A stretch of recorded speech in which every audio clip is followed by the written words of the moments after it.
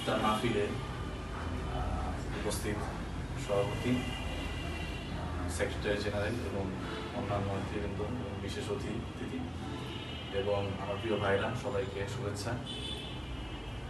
আজকে 21 রমজান চলে যাচ্ছে। আমাদের কাছ থেকে এই রমজান আসলো আবার যাচ্ছে। এখানে আমাদের যে ত্রুটি বিচ্যুতি আছে সেগুলো কি সংশোধন হচ্ছে কিনা, সেগুলো হলো দেখার বিষয়, সেগুলো হলো চিন্তার বিষয়। আপনাদের কাছে ত্রুটি আমি বলবো যেটা আমাদের মধ্যে প্রতিনিয়তই দেখা যায়, প্রতিনিয়তই আমাদের যুব সমাজে আসে, যেটা আমি আপনাদের কাছে উল্লেখ করি। আপনারা এই হাদিসটি সবাই শুনেছেন যে বুনিয়াল ইসলাম আলা খামসিন, শাহাদাতু আল্লা ইলাহা ইল্লাল্লাহ ওয়া আন্না মুহাম্মাদুর রাসূলুল্লাহ ওয়া ইকামাস সালাহ ওয়া ইতাইজ যাকাত ওয়া সাওম হজ ওয়া সাওম রমাদান। এখানে এই হাদিসে প্রথমেই যেটি বলা হয়েছে যে আল্লাহ যে সাক্ষ্যতা, শাহাদাতু আল্লাহ ইলাহা ইল্লাল্লাহ, এই যে কালিমাতুত তয়্যিবা, কালিমার যে মর্মকথা, এই বিষয়ে আমরা সবচেয়ে বেশি গাফিল। আমাদের এই বিষয় সম্পর্কে আরো বেশি জানতে হবে। অন্য যত রোকন আছে ওই বিষয়ে আমরা অনেক হাত দিই, কিন্তু এই প্রথম যে রোকনটা, এই রোকনে আমাদের সবচেয়ে কম হাত দেওয়া হয়। আল্লাহ কুরআনে বলছেন, ফাআলাম আন্নাহু লা ইলাহা ইল্লাল্লাহ। আপনারা যারা আরবি ব্যাকরণ পড়েছেন তারা অনেকেই জানেন যে এই ফাআলাম, এই শব্দটি আমরের সিগা, অর্থাৎ এখানে আদেশ সূচকভাবে বলা হয়েছে যে আল্লাহকে তোমরা জানো, তোমরা জানার চেষ্টা করো। আল্লাহ আন্নাহু লা ইলাহা ইল্লাল্লাহ, আল্লাহ ছাড়া কোনো ইলাহ নেই। সুতরাং আমাদেরকে জানতে হবে। আপনারা জানেন যে নামাজের আরকান আছে, নামাজের আহকাম আছে। এরকম আপনারা বিভিন্ন বই পাবেন যেখানে দেখবেন যে শুরুতে লা ইলাহা ইল্লাল্লাহ, লা ইলাহা ইল্লাল্লাহর শর্ত।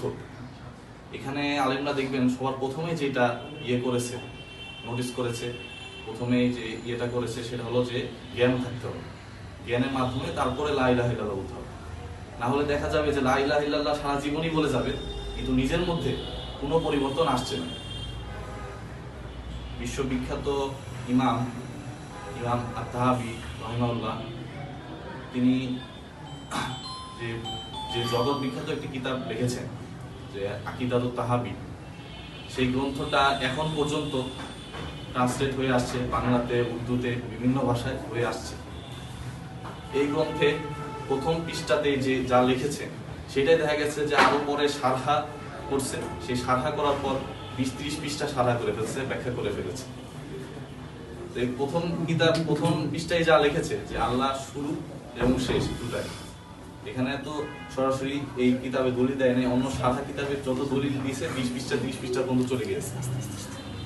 যে আল্লাহ কুরআনে বলছে যে হুয়াল আউয়ালি ওয়াল আখিরু ওয়াল যাহিরু ওয়াল বাতিন, যে আল্লাহই প্রথম, আল্লাহই শেষ, আল্লাহই প্রকাশ্য, আল্লাহই অপ্রকাশ্য।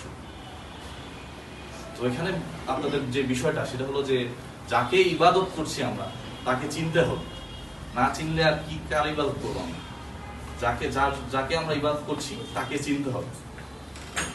দ্বিতীয় যে বিষয়টি সেটা হলো যে আমাদের কুরআন অনুধাবন করতে হবে, কুরআন গবেষণা করতে হবে।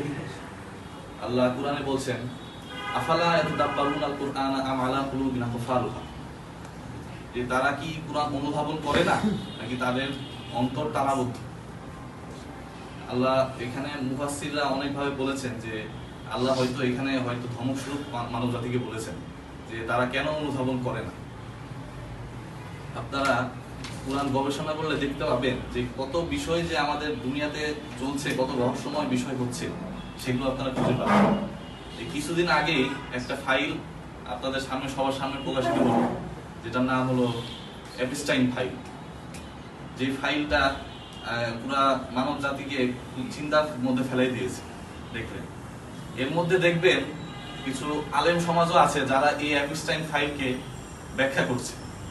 আপনাদের মাথায় কোথাও জাগতে পারে যে কিভাবে তারা জানলো। এখানে মূল বিষয় হলো যে কুরআনেও এপস্টাইন ফাইলে যে কর্মকাণ্ড ঘটছে সেই বিষয়ে কুরআনেও ইঙ্গিত আছে। আপনারা হয়তো আরবি ব্যাকরণ পড়েছেন অনেকজনই, গয়রে মুনসারিফ মনে সবাই পড়েছেন। এখানে গয়রে মুনসারিফে সবার যে পছন্দের যে উদাহরণটা যে বাংলা বাক্য, এই পছন্দের যে উদাহরণটা আছে আপনাদের, সেই উদাহরণে আপনারা যদি ইতিহাস দেখেন তাহলে বুঝতে পারবেন যে এই বালাবাক্য আসলে একটা শহর ছিল, একটা এলাকা ছিল। এই বাল নামক যে জিনিসটা সেটা হলো যে গরু, সেই গরুদেরকে পূজা করা হতো। কোরআনে আপনারা গবেষণা করলে দেখবেন যে এখানে এই বালান শব্দটা আছে, আপনারা এই সম্পর্কটি পাবেন, তাফসীর করলেও পাবেন। সেখান থেকে এই মানুষরা বালান অর্থাৎ এই গরুর পূজা করা শুরু করে। আমার খুব পছন্দের একজন শিক্ষক ডক্টর সাইফুল ইসলাম সিদ্দিকী, কুষ্টিয়া ইসলাম ইউনিভার্সিটিতে কর্মরত আছেন। তার একটা কিতাব আছে, লিখেছেন, থিসিস করেছেন যে কুরআনিক সায়েন্স নিয়ে। সেই কিতাবে লিখেছেন যে মেডিকেল সায়েন্সে যে পড়ানো হয় এন্টোমোলজি অর্থাৎ শরীরবিদ্যা, সেই শরীরবিদ্যার কথা আপনার এই এন্টোমোলজিতে এটার কথা কোরআনে আপনার 42টি শব্দ ধরে এসেছে। তাইলে আর কি থাকলো? এইগুলো কোরআন গবেষণার ফল। কোরআনে একটা সূরা আছে যে আপনাদের প্রত্যেকটা আয়াতে আল্লাহর নাম উল্লেখ আছে। সেই সূরাটি কারো জানা আছে? এই সূরাটি হলো সূরা মুজাদালা, আপনারা 28 নম্বর পারায় পাবেন, সেটা পাবেন। তো এখানে আমি যেটা আপনাদেরকে বলতে চাচ্ছি যে এইগুলো সবই হলো কোরআন গবেষণার ফল। এটার জন্য আমাদের এই ত্রুটির জন্য আমরা এখন পর্যন্ত সংশোধন হতে পারিনি। তো আমরা সবাই চেষ্টা করবো যে প্রথম যেটা যে আল্লাহর ইবাদত, আল্লাহকে চিনতে হবে, যাকে আমরা ইবাদত করছি তাকে চিনতে হবে।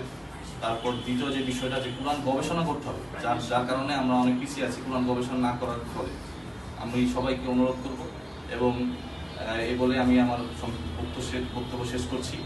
সবাইকে ধন্যবাদ আসার জন্য এবং কর্তৃপক্ষকে অনেক শুকরিয়া এই আয়োজন করার জন্য। আসসালামু আলাইকুম ওয়া রাহমাতুল্লাহি ওয়া